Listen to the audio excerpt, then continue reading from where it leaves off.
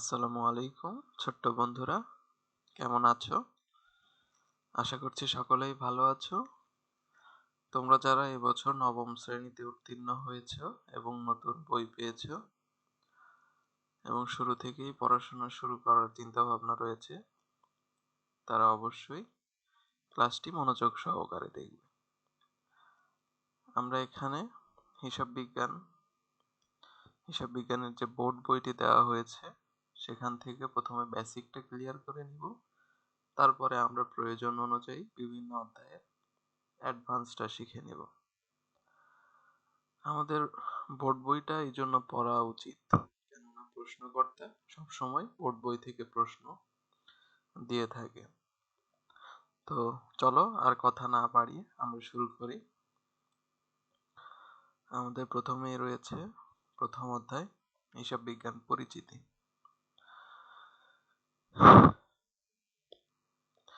ব্যক্তি, প্রতিষ্ঠান তথা সমাজের প্রতিটি ক্ষেত্রে অর্থ সম্পর্কিত ঘটনা পরিলক্ষিত হয়। এই সকল ঘটনার সংখ্যা অগণিত ও বৈচিত্র্যময়। নির্দিষ্ট পদ্ধতি ও কৌশল ব্যতীত এই সকল আর্থিক ঘটনার সামগ্রিক ফলাফল ও প্রভাব জানা কঠিন। হিসাব বিজ্ঞান হচ্ছে একটি প্রক্রিয়া। আচ্ছা, আমরা গুরুত্বপূর্ণ প্রশ্নগুলো এভাবে মার্ক করে নিব। আমি যেভাবে দাগাচ্ছি তোমরাও একটা রঙিন কলম নিয়ে বসবে, যেন তোমরা বইটি দাগিয়ে ফেলতে পারো। হিসাব বিজ্ঞান হচ্ছে একটি কি প্রক্রিয়া। এই প্রক্রিয়াটাকে একটু সুন্দরভাবে মার্ক করবে, কেননা এটা বিগত বছরের প্রশ্নে এসেছে। যেখানে সংগঠিত আর্থিক লেনদেন সমূহ সামগ্রিক প্রভাব এবং ফলাফল নির্ণয়ের পদ্ধতি ও কৌশল আলোচনা করা হয়। এখানে কি বলছে? সংগঠিত আর্থিক ঘটনা সমূহ। কেমন ঘটনা? আর্থিক ঘটনা। এই যে আমি যে তোমাদেরকে ক্লাস নিচ্ছি বা তোমরা ক্লাস করতেছো, এটাও কিন্তু ঘটনা। কিন্তু এখানে যেহেতু তোমাদের বা আমার কারোরই অর্থের কোনো লেনদেন হচ্ছে না, সুতরাং এটি আর্থিক ঘটনা নয়। কিন্তু হিসাব বিজ্ঞানের জন্য অবশ্যই কি দরকার? আর্থিক ঘটনা দরকার। সামগ্রিক প্রভাব এবং ফলাফল নির্ণয়ের পদ্ধতি ও কৌশল আলোচনা করা হয়।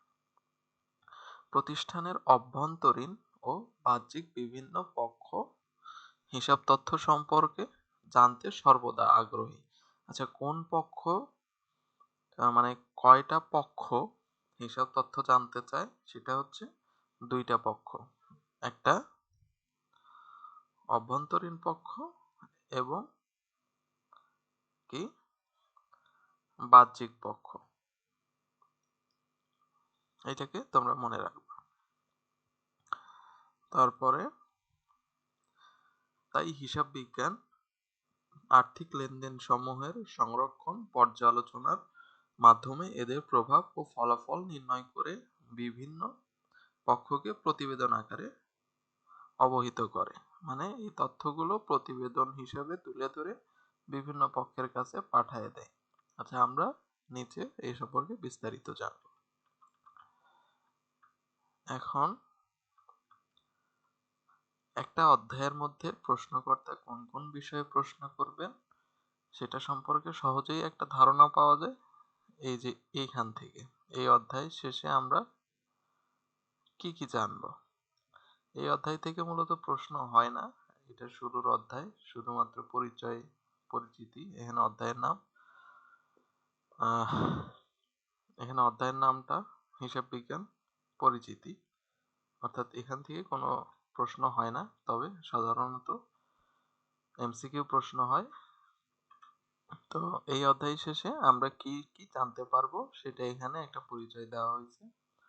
যেহেতু এই অধ্যায় থেকে প্রশ্ন হয় না বললেই চলে, শুধুমাত্র এমসিকিউ হয়, তো সেক্ষেত্রে এটা খুব বেশি গুরুত্বপূর্ণ না। তবে পরবর্তী অধ্যায়গুলো এটা অবশ্যই দেখতে হবে, কেননা প্রশ্নকর্তা কি ধরনের প্রশ্ন করবে সেটা এই এই তথ্যটুকু থেকেই আন্দাজ করা যায়। এখানে আমরা শিখব হিসাব বিজ্ঞানের ধারণা বর্ণনা করতে পারবো, তারপরে হিসাব বিজ্ঞানের উদ্দেশ্য বর্ণনা করতে পারবো, এই উদ্দেশ্যটা খুবই গুরুত্বপূর্ণ প্রশ্নের জন্য, কেননা এই উদ্দেশ্যের মধ্যে থেকে অনেকগুলো এমসিকিউ হতে দেখা যায়।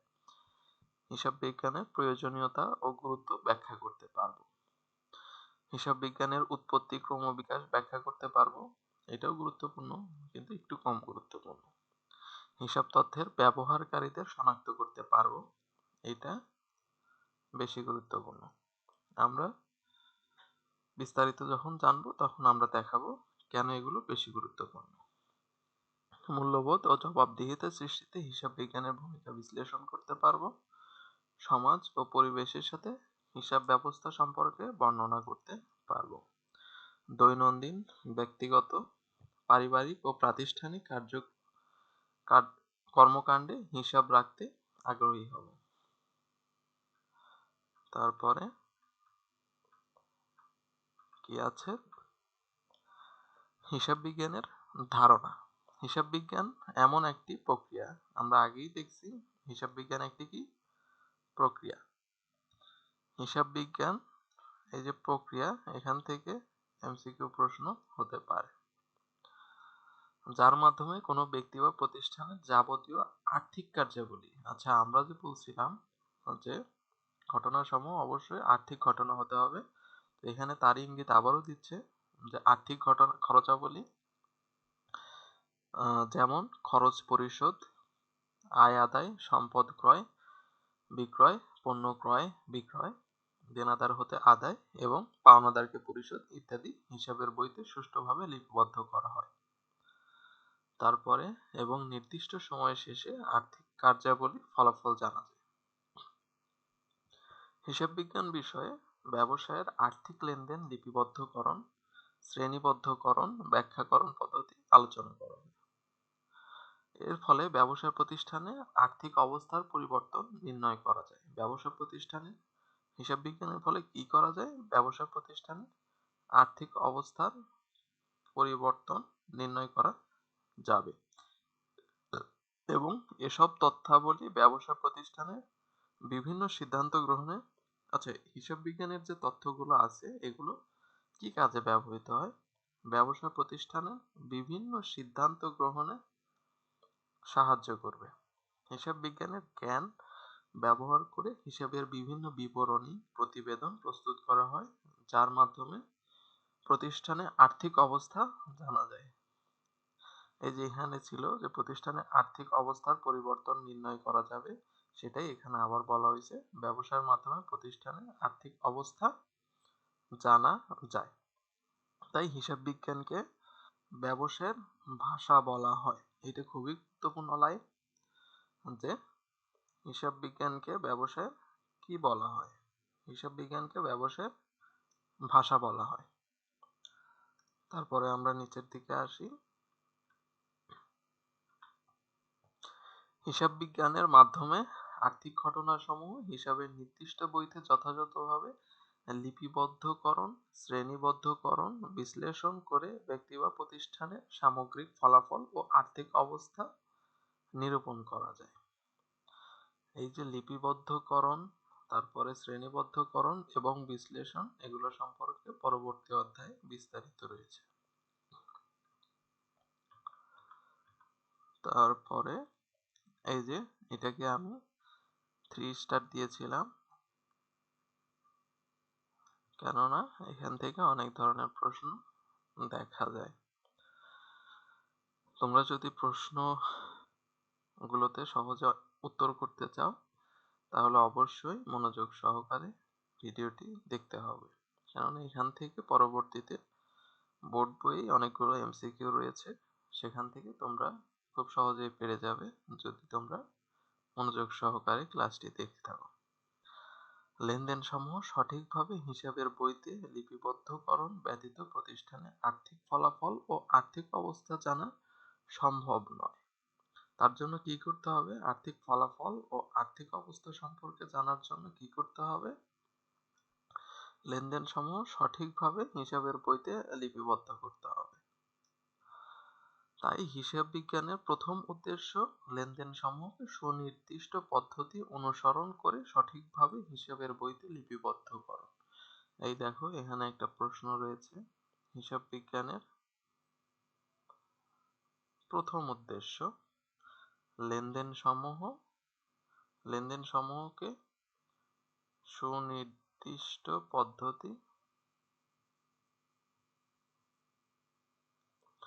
পদ্ধতি অনুসরণ করে সঠিকভাবে হিসাবের বইতে লিপিবদ্ধ করতে হবে। এখানে প্রশ্ন হতেই পারে যে হিসাব বিজ্ঞানের প্রধান উদ্দেশ্য কি। তারপরে বলছে হিসাব বিজ্ঞানের অন্যতম প্রধান উদ্দেশ্য আর্থিক ফলাফল ও আর্থিক অবস্থা নিরূপণ করা।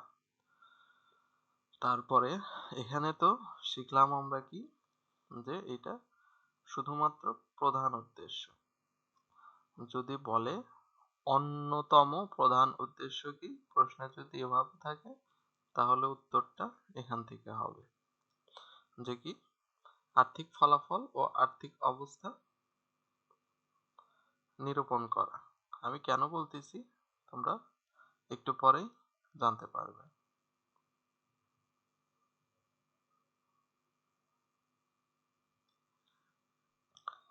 তারপরে লাভ ক্ষতির পরিমাণ নির্ণয়ের মাধ্যমে ব্যবসায়ের গতি প্রকৃতি সম্পর্কে ধারণা লাভ করতে পারবে। ব্যবসায়িক গতি প্রকৃতি সম্পর্কে ধারণা লাভ করতে পারবে।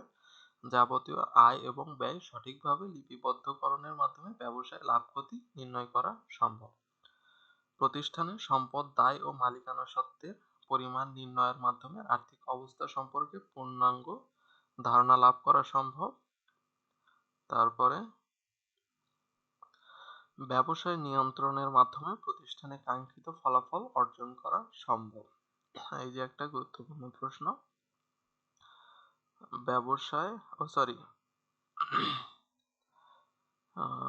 ব্যয় নিয়ন্ত্রণের মাধ্যমে প্রতিষ্ঠানের কাঙ্ক্ষিত ফলাফল অর্জন করা সম্ভব। আশা করছি তোমরা মনোযোগ দিয়ে ক্লাসটি দেখছো। হিসাব বিজ্ঞান ব্যবসায়ের যাবতীয় ব্যয় সঠিকভাবে লিপিবদ্ধকরণের মাধ্যমে ব্যয় নিয়ন্ত্রণে সহায়তা করে। ব্যবসা প্রতিষ্ঠানের প্রতারণা ৫ নম্বর। ব্যবসা প্রতিষ্ঠানের প্রতারণা ও জালিয়াতি রোধে হিসাব বিজ্ঞানের কোনো বিকল্প নেই। হিসাব বিজ্ঞানের বিকল্প নেই কোথায়? প্রতারণা ও জালিয়াতি রোধে। যথাযথ হিসাব বিজ্ঞানের মাধ্যমে প্রতারণা ও জালিয়াতি রোধের পাশাপাশি তা নিয়ন্ত্রণ করাও সম্ভব। প্রতারণা ও জালিয়াতি রোধের পাশাপাশি তা নিয়ন্ত্রণ করা সম্ভব কিসের মাধ্যমে?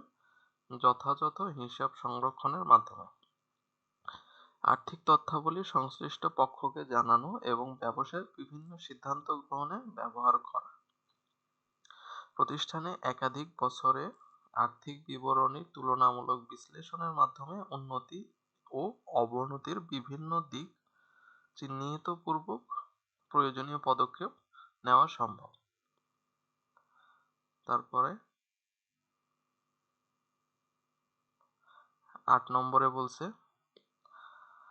যে বিভিন্ন সেবামূলক অমুনাফাভোগী প্রতিষ্ঠান, যেমন এখানে তোমাদেরকে এই সেবামূলক অমুনাফাভোগী প্রতিষ্ঠানগুলোর নাম মনে রাখতে হবে। স্কুল, কলেজ, হাসপাতাল, ক্লাব, সোসাইটি ইত্যাদি। বিভিন্ন উৎস হতে অর্থের আগমন এবং বহির্গমনের পরিমাণ সঠিকভাবে লিপিবদ্ধ করে নির্দিষ্ট সময়ান্তে এ সকল প্রতিষ্ঠানে বিভিন্ন হিসাবের উদ্ধৃত নির্ণয় করা যায়।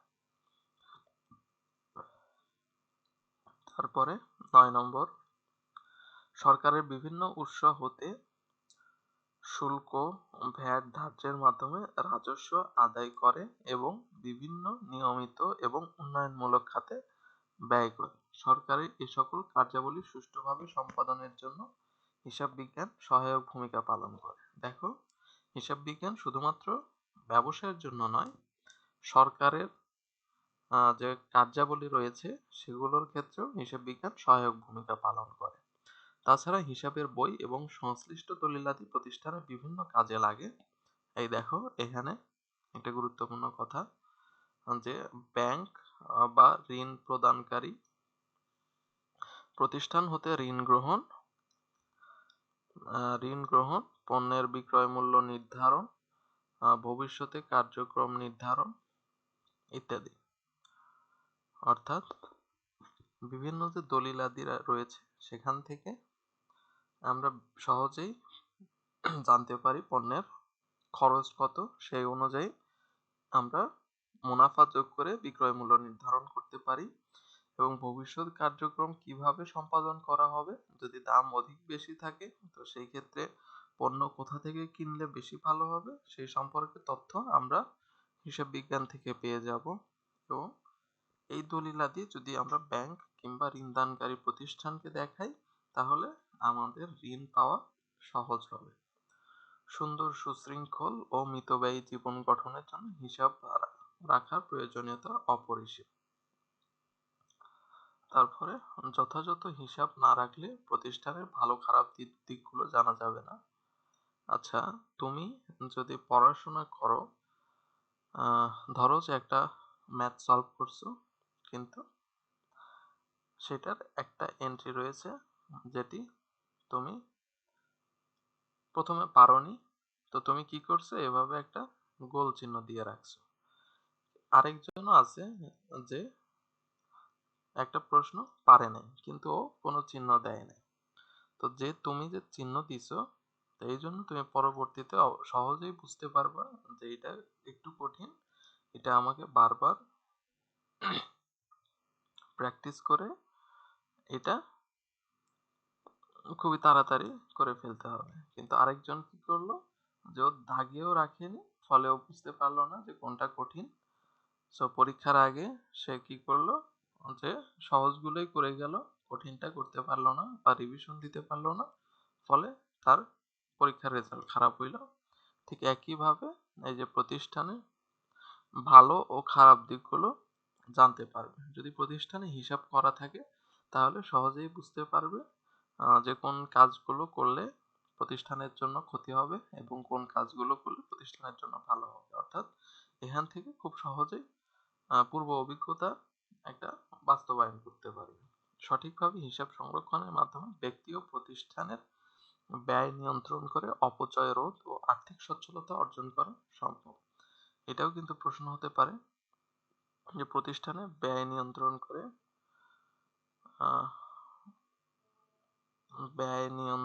করে অপচয় রোধ এবং আর্থিক সচ্ছলতা অর্জন করা সম্ভব। তারপরে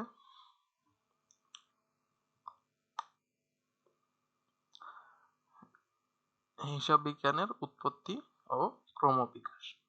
সভ্যতার সূচনা হতে মানুষ বিভিন্ন গুরুত্বপূর্ণ ঘটনা এবং হিসাব গাছের গায়ে, গুহায় বা পাথরে চিহ্ন দিয়ে রাখত। এক সময় মানুষ সমাজবদ্ধ হয়ে বসবাস শুরু করলো এবং কৃষিকাজ আরম্ভ করলো। ঘরে দাগ কেটে এবং রশিতে গিট দিয়ে ফসল এবং মজুদের হিসাব রাখা শিখলো। আস্তে আস্তে মানুষের সংখ্যা বৃদ্ধি পায়, সমাজ বিস্তার লাভ করে, বিনিময় প্রথা চালু হয়, মুদ্রার প্রচলন হয় এবং ব্যবসা বাণিজ্য শুরু হয়। ক্রয় বিক্রয়, জমা খরচ, দেনা পাওনা এবং অন্যান্য লেনদেন হিসাবের বইতে অঙ্কের মাধ্যমে লেখা শুরু হয়। এই যে এখানে একটা গুরুত্বপূর্ণ প্রশ্ন, যে 1494 খ্রিস্টাব্দে লুকা প্যাসিওলি নামে এক ভদ্রলোক, যিনি ছিলেন একজন ইতালীয় গণিতবিদ, তিনি কিন্তু হিসাববিদ না, তিনি গণিতবিদ। গণিতবিদ এটা অবশ্যই মনে রাখবে। এবং সালটা আমি আবারও দাগিয়ে দিচ্ছি, এটা এটা না, এই যে গণিতবিদ কত খ্রিস্টাব্দে, 1994 না, কিন্তু এটা 1494 এবং ভদ্রলোকের নাম লুকা প্যাসিওলি। তোমরা উপরের ক্লাসে এনার সম্পর্কে আরো বিস্তারিত জানতে পারবে। এবং তিনি যে বইটা লিখেন, বইটার নাম হচ্ছে সোম্মা ডি অ্যারিথমেটিকা জিওমেট্রিয়া প্রপোর্শনিয়েট প্রপোর্শনালিটা। একটু কঠিন নাম, তোমরা দুই একবার পড়ে নেবে, তাই তোমাদের কাছেও ইজি মনে হবে। নামটা অবশ্যই মনে রাখবা। এই ভদ্রলোক কি করছে, একটি গ্রন্থ লিখেন, এতে হিসাব রক্ষণের মূলনীতি অর্থাৎ দুতরফা দাখিলা পদ্ধতি, তোমাদের এই দুতরফা দাখিলাই প্রয়োজন হবে, ডাবল এন্ট্রি সিস্টেম বলা হয় ইংরেজিতে, ব্যাখ্যা করা হয়। অর্থাৎ তার যে বইটা ছিল সুম্মা ডি অ্যারিথমেটিকা, জিওমেট্রিয়া, প্রপোর্শনালিটা। এখানে তিনি ব্যাখ্যা করে হিসাব বিজ্ঞানের মূলনীতি, দুতরফা দাখিলা পদ্ধতিটা। পরবর্তী সময়ে এই যে এখানে লেখা আছে যে সময়ের পরিবর্তনের সাথে সাথে বিজ্ঞান প্রযুক্তি ব্যবসা বাণিজ্যের অগ্রগতি হয়। আচ্ছা, এইটাও গুরুত্বপূর্ণ প্রশ্নই, কিন্তু খুব বেশি গুরুত্বপূর্ণ না।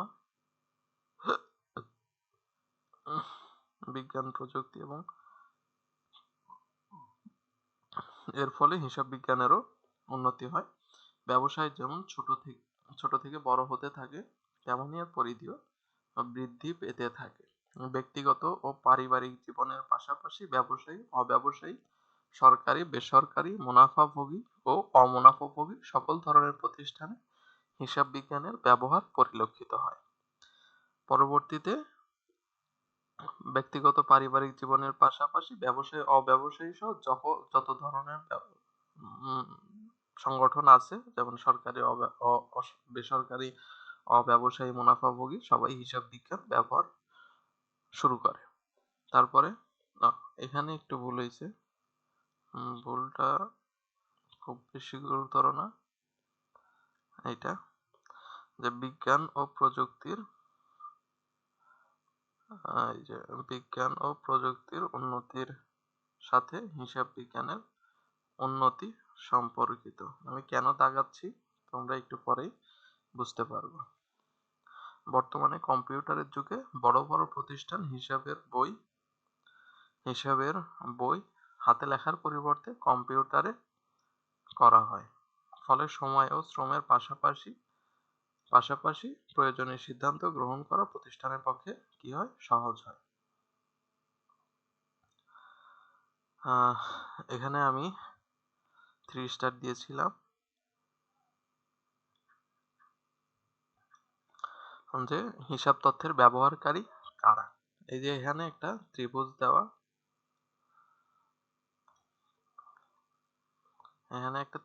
দেওয়া, ত্রিভুজের মধ্যে লেখা অভ্যন্তরীণ ব্যবহারকারী, আর এই ত্রিভুজের বাইরের পাশে লেখা বাহ্যিক ব্যবহারকারী। আমি জানি না এটা বোঝা যাচ্ছে কিনা, তবে এটা বাহ্যিক ব্যবহারকারী লেখা। এখানে আমরা ত্রিভুজের ভিতরে দেখতে পাচ্ছি এই লেখাটা।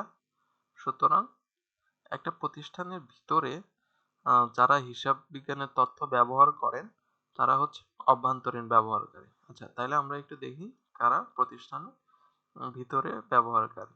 প্রতিষ্ঠানের ভিতরে কারা থাকে? ধরো যে তুমি একটা ব্যবসায় প্রতিষ্ঠান শুরু করছো, তুমি মালিক, তাইলে তুমি অবশ্যই প্রতিষ্ঠানের ভিতরে। তাইলে প্রথমেই 1 নম্বরে কি? মালিক। আচ্ছা, তারপরে তোমার ব্যবসাটা এক সময় বড় হয়েছে, তুমি একা নিয়ন্ত্রণ করতে পারতেছো না, তখন তুমি ব্যবসায় ম্যানেজ করার জন্য একজন ম্যানেজার রাখছো। ম্যানেজার, এটাকে বাংলায় বলা হয় ব্যবস্থাপক।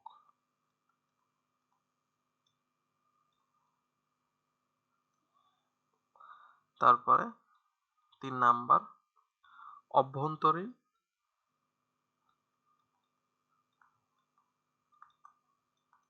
নিরীক্ষক।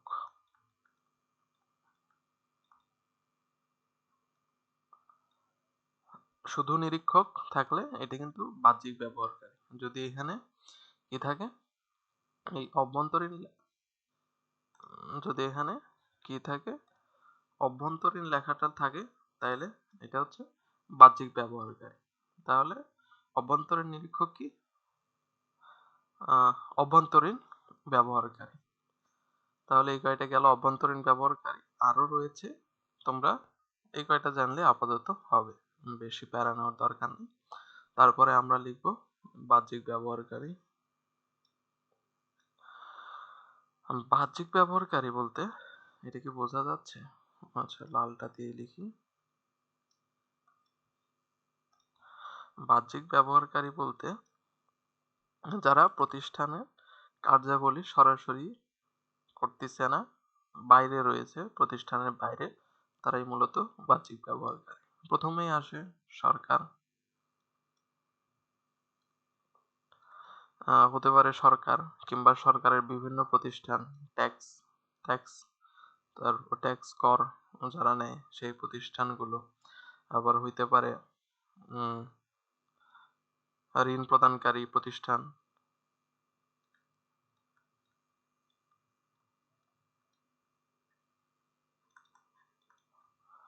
প্রতিষ্ঠান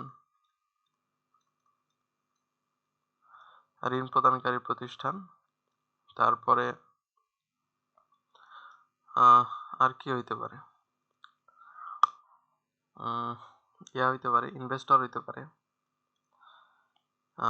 ইনভেস্টরের ইনভেস্টর বাংলাতে এমন ইনভেস্টরও লেখা থাকতে পারে, অথবা বিনিয়োগকারী।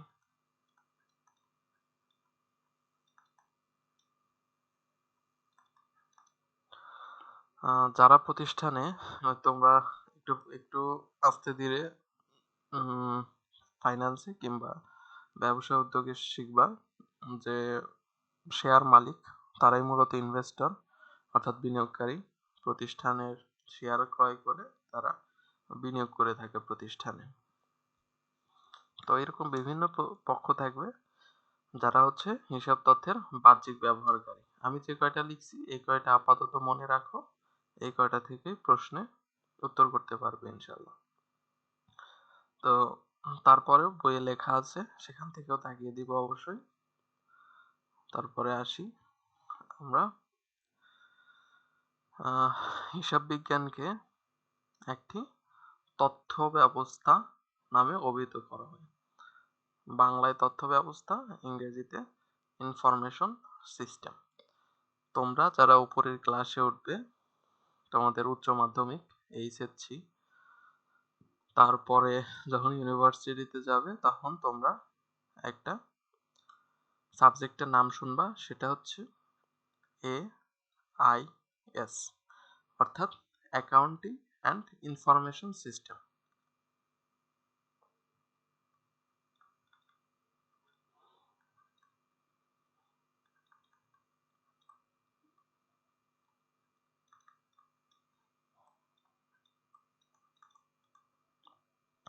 এই নামে একটা সাবজেক্ট পাবা যেটা খুবই জনপ্রিয়। তো এই যে এখানে হিসাব বিজ্ঞানে একটি কি তথ্য ব্যবস্থা, এই যে এখানে যে ইনফরমেশন সিস্টেমটা লেখা আছে মূলত এখান থেকে এই যে এই ইনফরমেশন সিস্টেমটা নেওয়া হয়েছে। আগে আগে কিন্তু ছিল অ্যাকাউন্টিং, তো পরবর্তীতে যখন এটা আপডেট হয়েছে তখন এটা অ্যাকাউন্টিং অ্যান্ড ইনফরমেশন সিস্টেম অর্থাৎ হিসাব বিজ্ঞান কি একটা তথ্য ব্যবস্থা। তারপরে হিসাব বিজ্ঞানকে একটি তথ্য ব্যবস্থা নামে অভিহিত করা হয়, যেটাকে ইংরেজিতে ইনফরমেশন সিস্টেম বলা হয়েছে। অভ্যন্তরীণ ও বাহ্যিক বিভিন্ন ব্যবহারকারীর চাহিদা বিবেচনা করেই লেনদেন সমূহ হিসাবের বইতে লিপিবদ্ধ ও আর্থিক বিবরণী আকারে প্রস্তুত করা হয়। তারপরে এই যে এখানে আবার আসছে অভ্যন্তরীণ ব্যবহারকারী, এই যে মালিক ও ব্যবস্থাপক, যেটা আমি ইতিমধ্যেই লিখে ফেলেছি ওখানে। তারপরেও আসো আমরা দেখি কি লেখা আছে। হিসাব হিসাব রক্ষক হিসাবের বই সংশ্লিষ্ট হিসাব বিবরণী তৈরি করে। ব্যবসার মালিক এবং তার ব্যবস্থাপক, এই ব্যবস্থাপককেই কিন্তু ইংরেজিতে ম্যানেজার বলা হয়। মালিক তো ওনার, তোমরা সেটা সকলেই জানো। এসব হিসাব বিবরণী থেকে ব্যবসায়ের লাভ ক্ষতি এবং আর্থিক অবস্থার পরিমাণ ও পরিবর্তন জানতে পারেন, ফলে ভবিষ্যৎ পরিকল্পনা গ্রহণ করতে পারেন। আচ্ছা, অভ্যন্তরীণ যে ব্যবহারকারী রয়েছে তারা এই তথ্যটা ব্যবহার করে কি করে? এই যে এইটা যে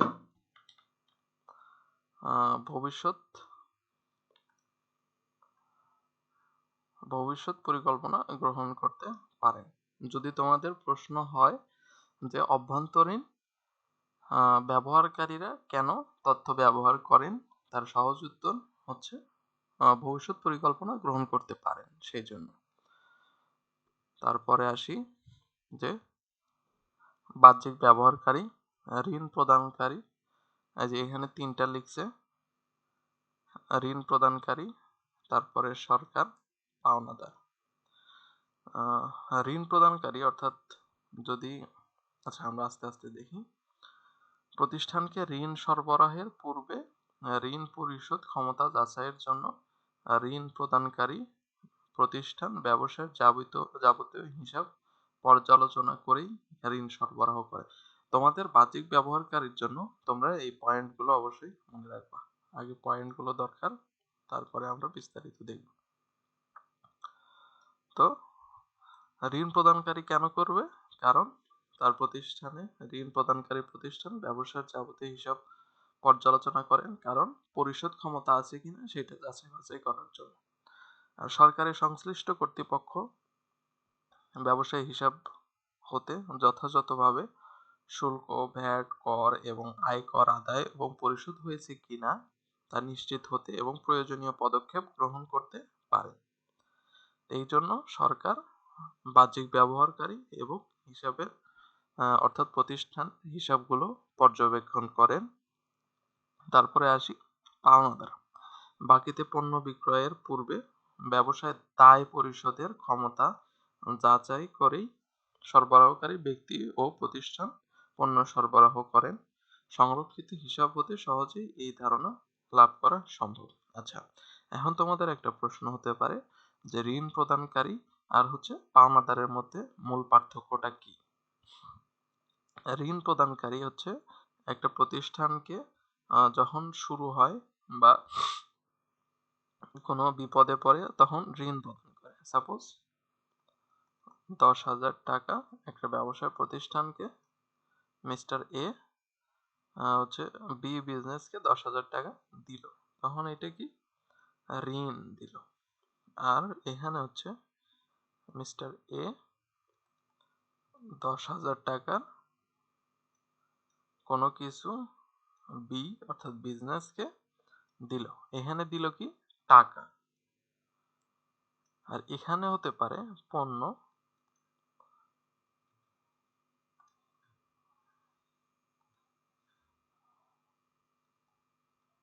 পণ্য অথবা সেবা। এটা পাওনাদার কিন্তু নগদে টাকা দিবে না, অর্থাৎ বাকিতে পণ্য অথবা সেবা বিক্রয় করলে সেটা হবে পাওনাদার। আর যখন সরাসরি টাকা দিবে তখন হচ্ছে ঋণ প্রদানকারী। ঋণ প্রদানকারীকে অবশ্যই ব্যবসায় কি করবে?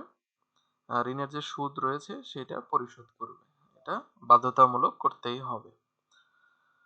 তো আমরা বাহ্যিক ব্যবহারকারী পাইলাম। তাছাড়া এই যে এখানে কি বলছে? নিরীক্ষক। আমি কিন্তু বারবার বলছি যে শুধু নিরীক্ষক থাকলে বাহ্যিক ব্যবহারকারী, আবারও লিখে দিচ্ছি,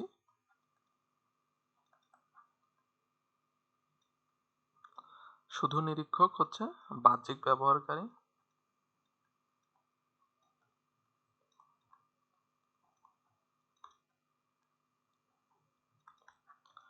আর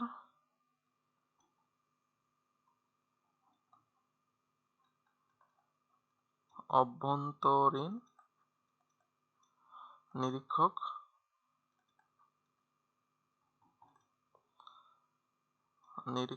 হচ্ছে অভ্যন্তরীণ ব্যবহারকারী।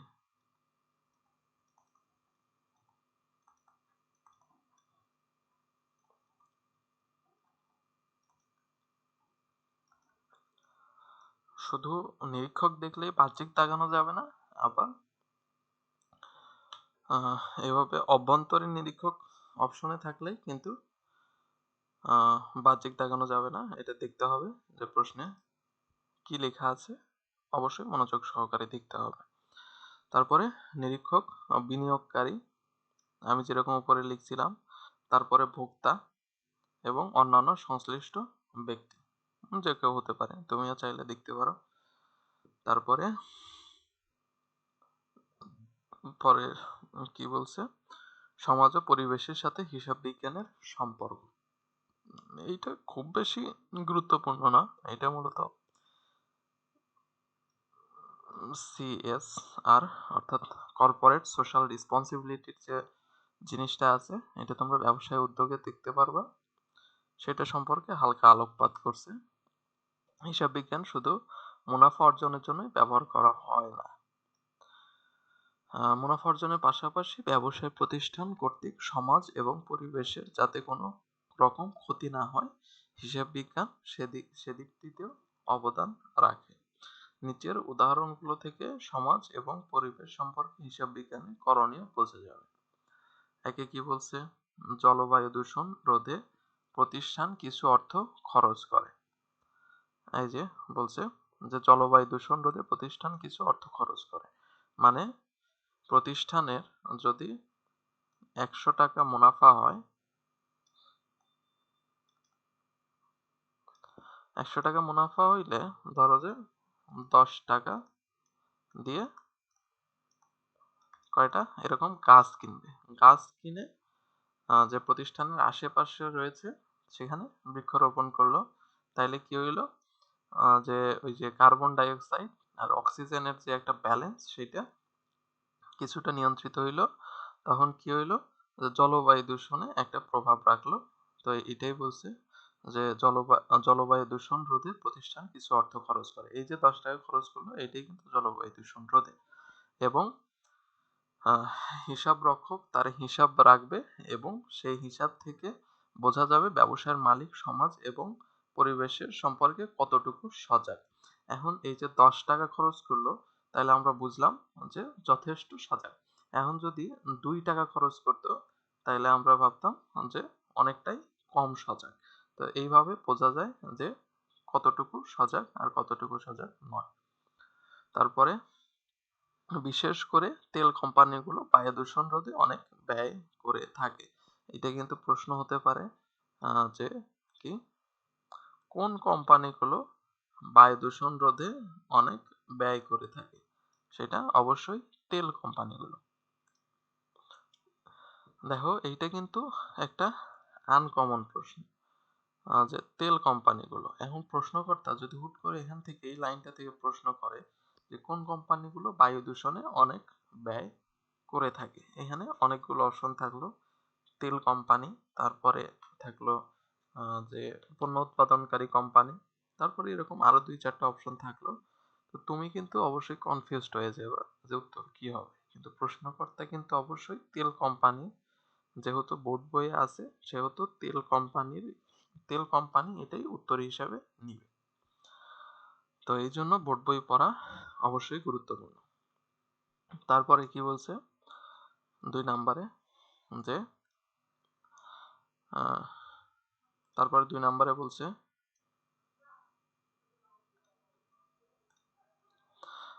যে শিল্প কারখানা থেকে নির্গত ধোঁয়া আশেপাশে পরিবেশ ও মানব স্বাস্থ্যের ক্ষতি করে। ব্যবসায়ের মালিক এবং হিসাব রক্ষককে এর প্রতিরোধে অর্থ খরচ করতে হয়। এই যে একই অবস্থা, কারখানা নির্গত ধোঁয়া, এই ধোঁয়া যাতে উপরে চলে যায়, মানুষের কাছে না থাকে, এই জন্য বড় চিমনি তৈরি করতে হইলো, এই জন্য একটা খরচ। এইটাও হইতে পারে এর ভিতরে, যে পরিবেশ সংরক্ষণের জন্য এটা খরচ করতেছে। হিসাব রাখতে এবং এ বিষয়ে সরকারের নিয়ম নীতি অনুসরণ করে চলতে হয়। পণ্য তৈরিতে স্বাস্থ্যসম্মত কাঁচামাল ব্যবহার করা হয়, যথাসম্ভব কম বিদ্যুৎ খরচ করা হয়, যন্ত্রপাতির শব্দ কম হতে হয়, আবর্জনা সঠিক স্থানে ফেলতে হয়। অর্থাৎ একটা প্রতিষ্ঠানকে যখন একটা পণ্য তৈরি করবে, তখন কাঁচামাল যখন ভালো দিবে, তখন চূড়ান্ত পণ্য অবশ্যই ভালো হবে, মানসম্মত, স্বাস্থ্যকর হবে। বিএসটিআই এই সকল বিষয়কেই গুরুত্ব সহকারে কি করে? নিয়ন্ত্রণ করে। তোমরা অবশ্যই বিএসটিআই সম্পর্কে জানো। বিভিন্ন ধরনের বোতল কিংবা পেস্টের গায়ে তোমরা লেখা দেখতে পারো যে বিএসটিআই এর অনুমোদন রয়েছে।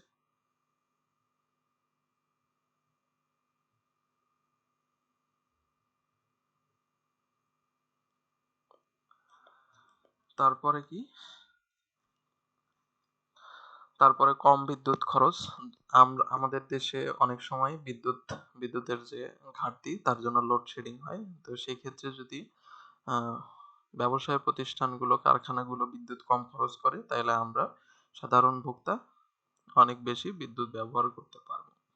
যন্ত্রপাতির শব্দ কম, যখন আমাদের বাড়ির আশেপাশে কোনো কলকারখানা থাকে এবং সেটিতে অনেক বেশি শব্দ হয়, আমাদের আশেপাশে থাকতে কিন্তু খুবই কষ্ট হয়।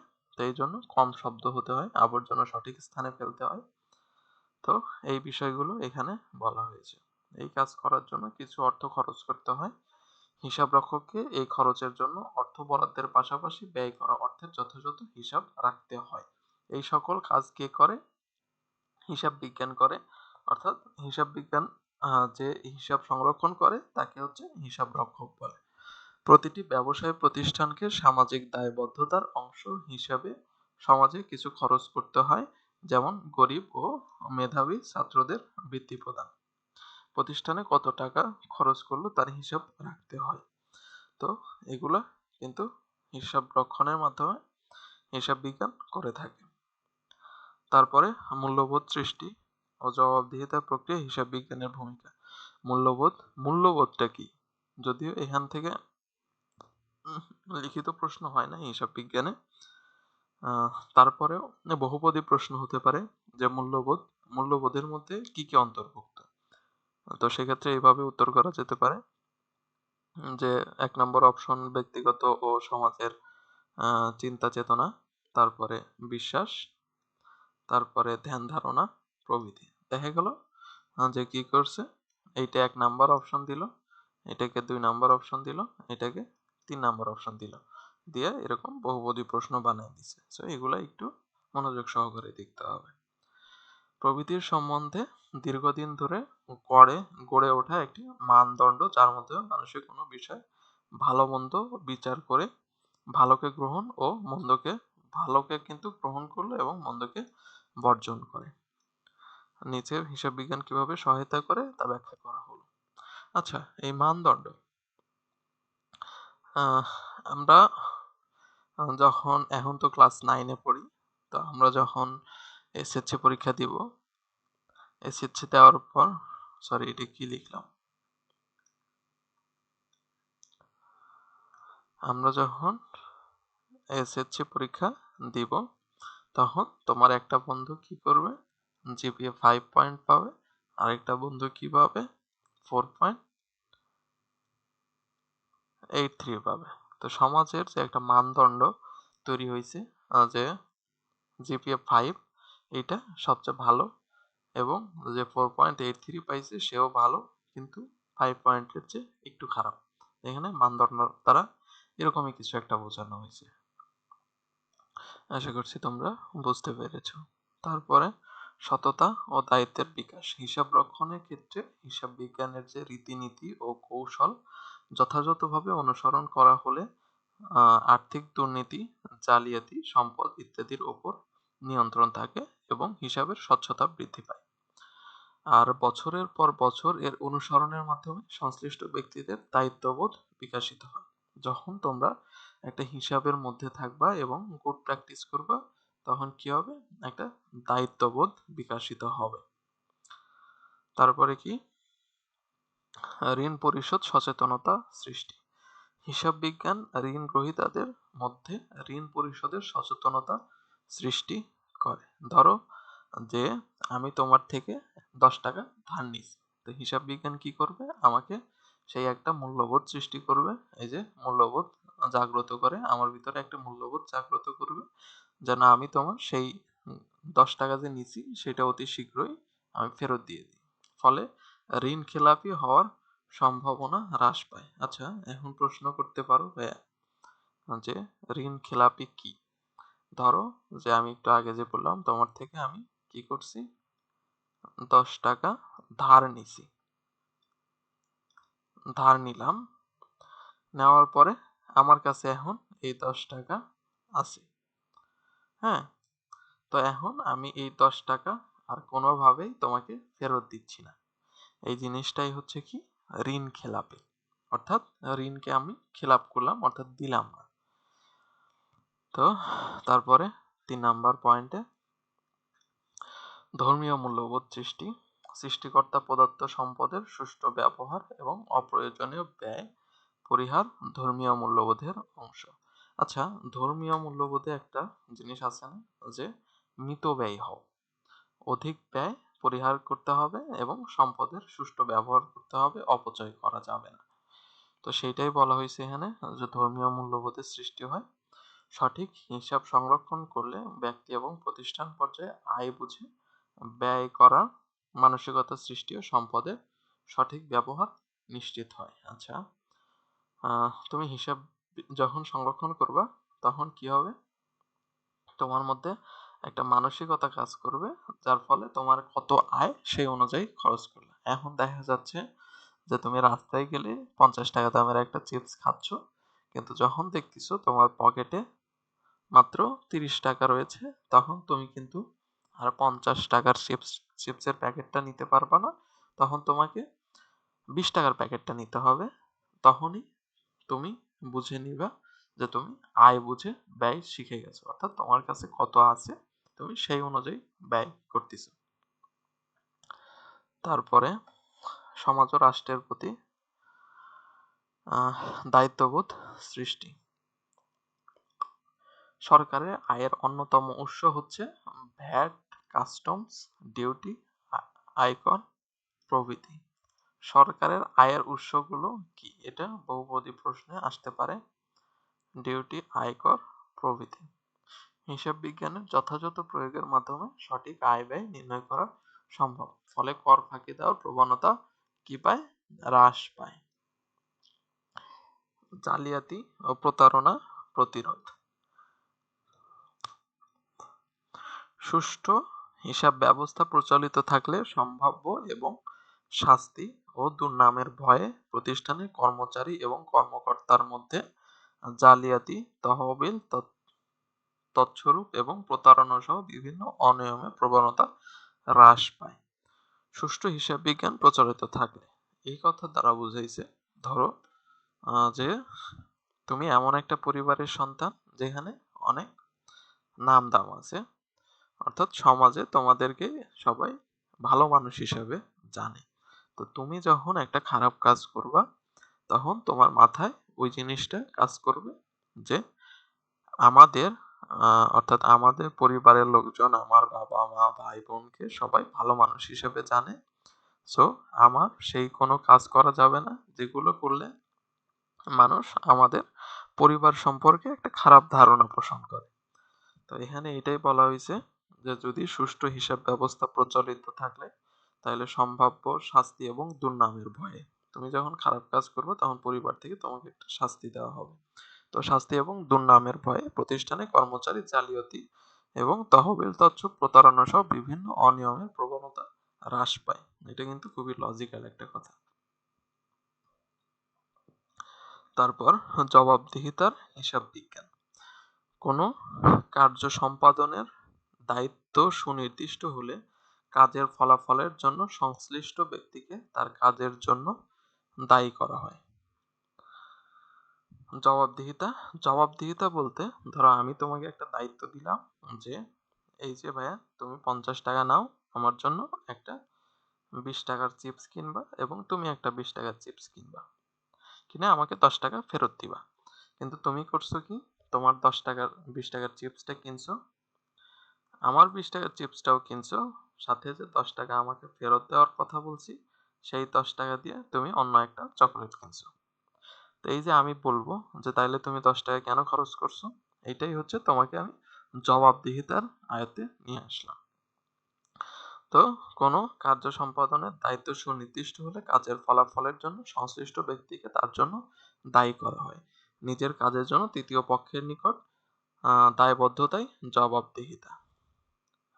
এই যে তুমি তুমি আর দোকানি এখানে কি করলে, টাকাটা খরচ করলা, কিন্তু আমার কাছে এসে যখন এই 10 টাকার কি করলা জবাবদিহিতা মানে দায়বদ্ধতা হইলা, তখন সেটা কি করলা, জবাবদিহিতার অন্তর্ভুক্ত হইলা। এই জবাবদিহিতা কার্যক্রমে গতিশীল রাখার ক্ষেত্রে হিসাব বিজ্ঞানের ভূমিকা উল্লেখ করা হলো। এখন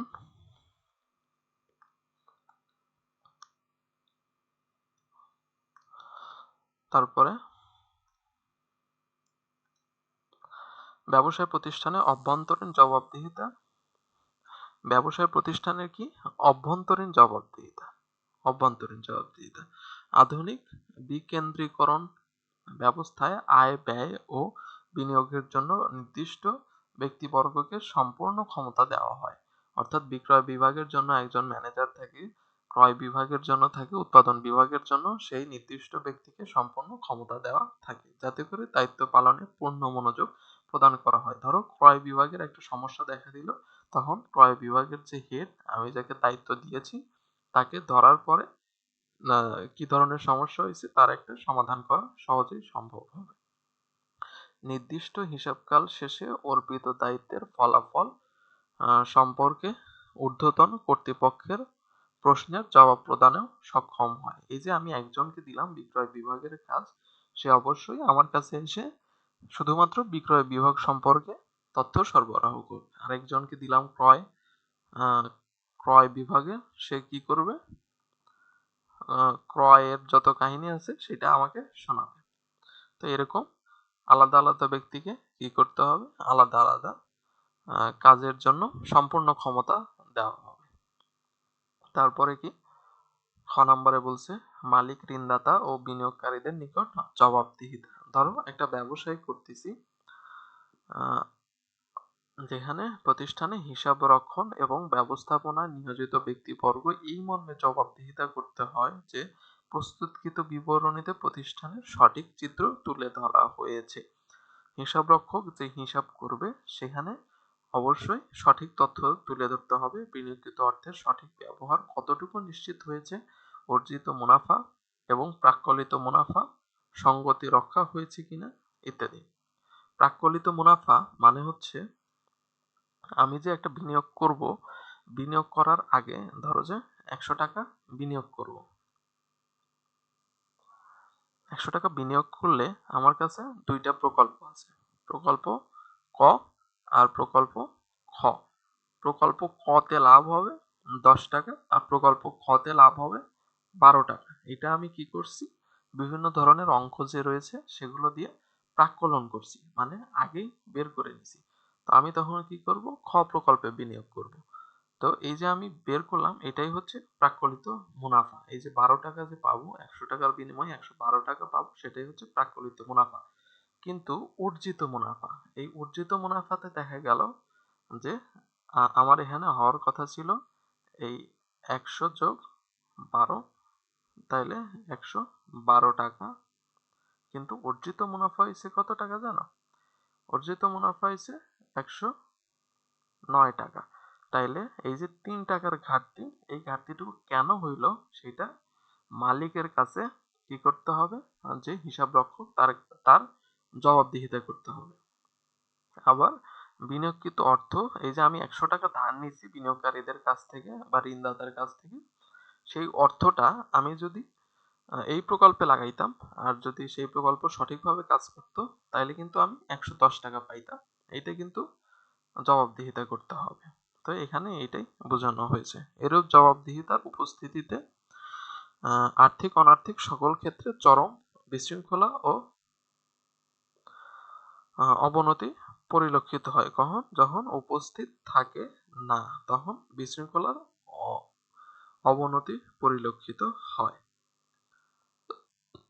তারপরে কি বলা হয়েছে, সরকারের নিকট জবাবদিহিতা। সরকার কর্তৃক নির্ধারিত বিভিন্ন নিয়ম নীতি যথাযথভাবে পালন করে প্রতিষ্ঠান পরিচালিত হচ্ছে কিনা এবং যথাযথভাবে শুল্ক, ভ্যাট এবং কর আদায় এবং পরিশোধ করা হচ্ছে কিনা তা দেখার অধিকার সরকারের সংশ্লিষ্ট পক্ষসমূহের রয়েছে। যথাযথ হিসাব সংরক্ষণের মাধ্যমে এই জবাবদিহিতা নিশ্চিত করা হয়। সরকারের বিভিন্ন যে সংগঠন রয়েছে, যেরকম ট্যাক্সের যারা আছে, যারা ট্যাক্সের বিষয়গুলো কার্যকর করে, আবার শুল্ক, তারপরে দুদক, দুর্নীতি দমন কমিশন, এরা কি করে, এগুলা বিভিন্ন সময় প্রতিষ্ঠানের কাছে জবাবদিহিতা চায় যে তোমরা যে এই কাজটা করছো এটা ঠিক আছে কিনা, সেই সম্পর্কে আমাদের পেপারাতি দেখাও, তাহলে আমরা দেখে তোমাদের বলবো যে হ্যাঁ ঠিক আছে। যদি ঠিক থাকে তাহলে ঠিক আছে, না থাকলে একটা শাস্তি তারা নির্ধারণ করবে।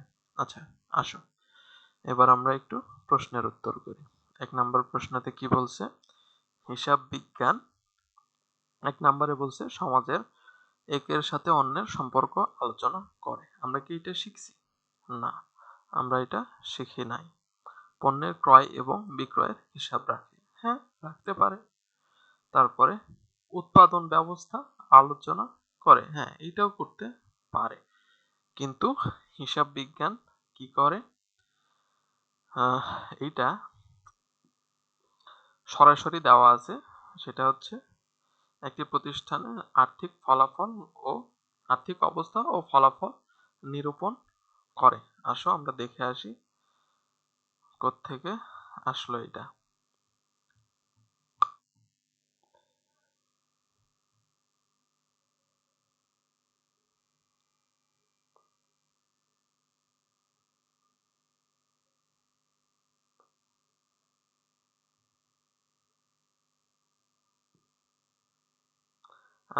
এই যে এখান থেকে আসছে এটা। আমি এই বেগুনি কালারটা দিয়ে এখানে চিহ্নিত করতেছি।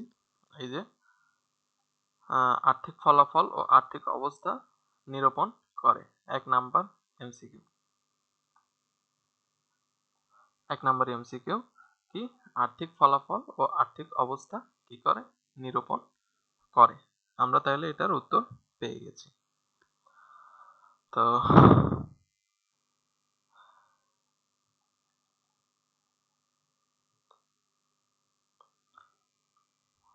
এখানে যেটা সমস্যা সেটা হচ্ছে পণ্য ক্রয় এবং বিক্রয়ের হিসাব রাখে। এটা কিন্তু হিসাব কিন্তু রাখে, অবশ্যই হিসাব রাখে।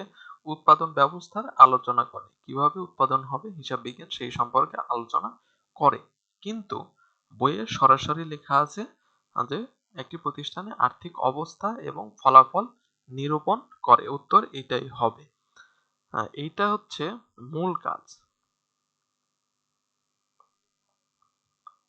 মূল কাজ ধরো যে তোমার নাম, ধরো তোমার একটা নাম আছে, হ্যাঁ, সার্টিফিকেটে তোমার হচ্ছে এই নাম মিস্টার ড্যাশ। এখন তোমাকে একটা নিকনেম আছে যেটা নাম সবাই চেনে, কিন্তু তুমি যখন কোথাও একটা ফর্মাল জায়গাতে যাইবা তখন অবশ্যই তোমাকে ফর্মাল নামটা দিতে হয়। তো তোমার এক্ষেত্রে ছোট ছোট কাজ থাকতে পারে, সেটা না দিয়ে তোমাকে অবশ্যই মূল কাজটা দিতে হয়। এই জন্য উত্তরটা এইটা। পণ্য ক্রয় এগুলো হিসাব বিজ্ঞান নয়। হিসাব বিজ্ঞানের মূল কাজ হচ্ছে প্রতিষ্ঠানে আর্থিক অবস্থা এবং ফলাফল নিরূপণ করা, তাই এগুলো হবে না।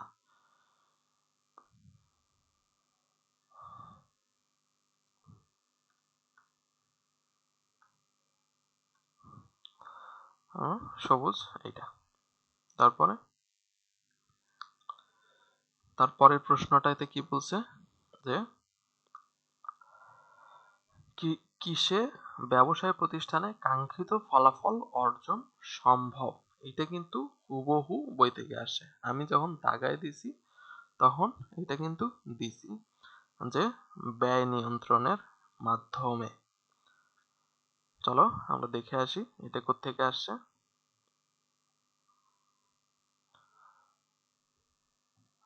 আমি যেগুলো লাল কালি দিয়ে মার্ক করে দিছি সেখান থেকে কিন্তু প্রশ্নগুলো হয়েছে। আর বোর্ড প্রশ্নেও কিন্তু এভাবেই প্রশ্নগুলো হবে। তাই প্রশ্নগুলো অবশ্যই, অর্থাৎ বইটা অবশ্যই মন দিয়ে পড়তে হবে।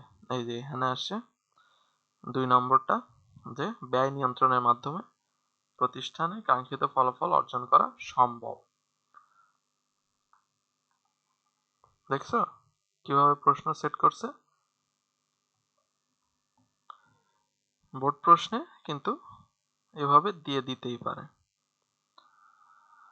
তারপরে 3 নাম্বারটাতে কি বলছে যে একটি ব্যবসায় হিসাব তথ্যের অভ্যন্তরীণ ব্যবহারকারী।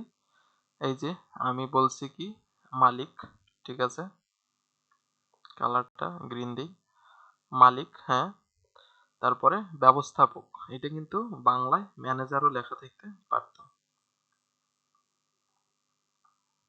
এভাবে। আর ঋণ প্রদানকারী, ঋণ প্রদানকারী হচ্ছে বাহ্যিক ব্যবহারকারী।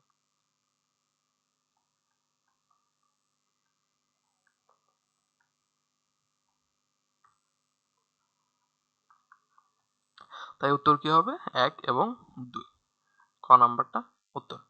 তোমাদের যদি তাও ডাউট থাকে তোমরা বই যেহেতু তোমাদের কাছে থাকবে তোমরা অবশ্যই বইটা সাথে নিয়ে পড়বা, যাতে আগের পেজগুলো উল্টায় দেখতে পারো যে কোত্থেকে প্রশ্নটা হইল। আমি আর বারবার দেখাচ্ছি না।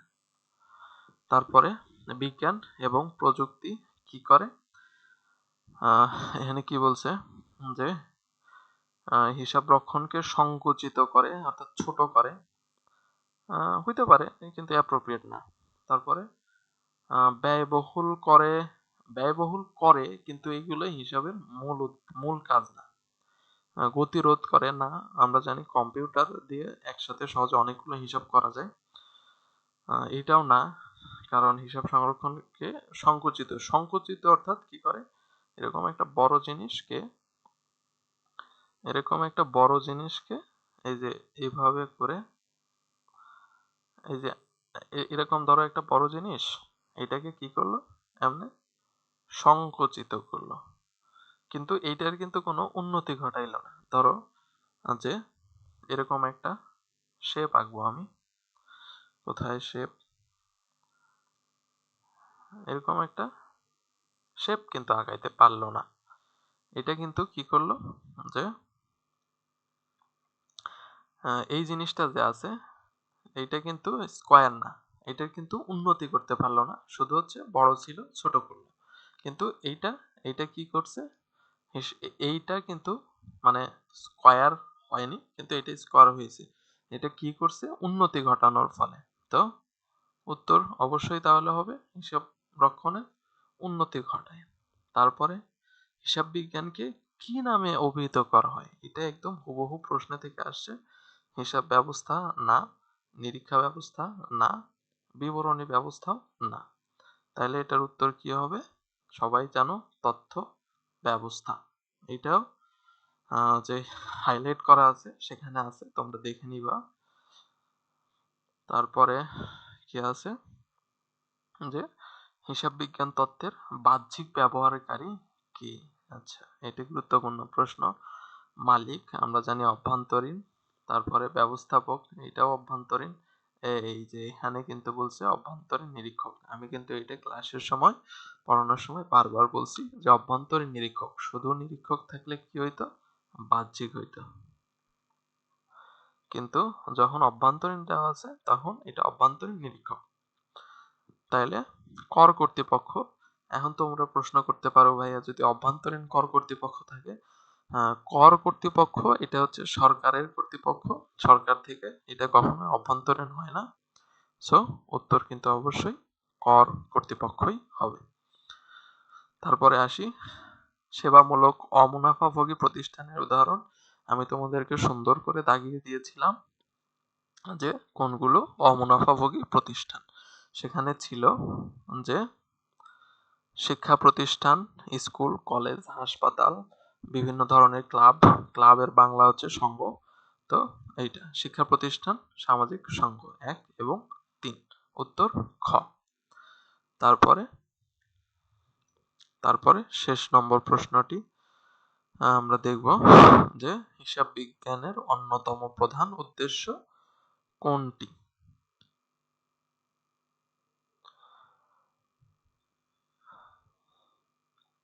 আচ্ছা, এটা কিন্তু খুবই কনফিউজিং প্রশ্ন যে জালিয়াতি ও প্রতারণা রোধ, এটা তো না। তারপরে তুলনামূলক বিশ্লেষণ, এটাও না। এইটার মধ্যে কনফিউশন হইতে পারে। তো চলো আমরা একটু উপরে থেকে দেখে আসি। হিসাব বিজ্ঞানের অন্যতম প্রধান উদ্দেশ্য, আমি কিন্তু জানি উত্তর কি হবে, কিন্তু তোমাদের একটু রিলেট করার জন্য আমি তোমাদের দেখাচ্ছি। আমি ইতিমধ্যেই তোমাদের দাগিয়ে দিয়েছি যে অন্যতম প্রধান উদ্দেশ্য থাকলে কোনটা উত্তর এবং প্রধান উদ্দেশ্য থাকলে কোনটা উত্তর। এই যে এখানে কিন্তু আমি এর আগেই দাগাইয়া দিছিলাম যে অন্যতম প্রধান উদ্দেশ্য, এই যে এখানে হলুদ মার্ক করছিলাম, আবার হলুদ মার্কই করলাম। অন্যতম প্রধান উদ্দেশ্য আর্থিক ফলাফল ও আর্থিক অবস্থা নিরূপণ করা। এখান থেকে কিন্তু আবার 8 নাম্বার প্রশ্নটা হয়েছে। দেখো 1 নাম্বার 8 নাম্বার একটা লাইন থেকেই হয়েছে। প্রধান উদ্দেশ্য ছিল হচ্ছে সুনির্দিষ্ট পদ্ধতি অনুসরণ করে সঠিকভাবে হিসাব বইতে লিপিবদ্ধ করা। আর অন্যতম প্রধান উদ্দেশ্য হচ্ছে আর্থিক ফলাফল ও আর্থিক ব্যবস্থা নিরূপণ করা। ব্যয় নিয়ন্ত্রণের মাধ্যমে কি করা যায়? কাঙ্ক্ষিত ফলাফল অর্জন করা যায়। কিন্তু প্রধান উদ্দেশ্য হচ্ছে আর্থিক ফলাফল ও আর্থিক অবস্থা নিরূপণ করা। তো আশা করছি তোমরা এটা বুঝতে পারছো যে কেন হইল। সো এটা কিন্তু কোনোভাবেই হবে না, এটাতে লাল দাগ,